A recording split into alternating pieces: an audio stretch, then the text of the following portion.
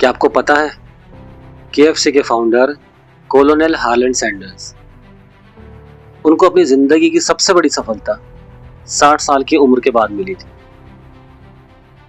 Retirement के बाद उन्होंने अपनी चिकन रेसिपी को लेकर ना जाने कितने रेस्टोरेंट्स के दरवाजे खटखटाए, लेकिन उन्हें हर जगह से मना कर दिया गया।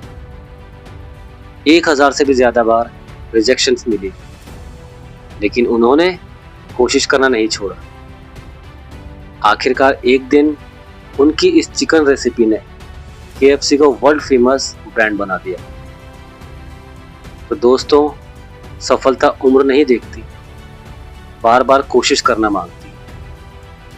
Life teaches more than books.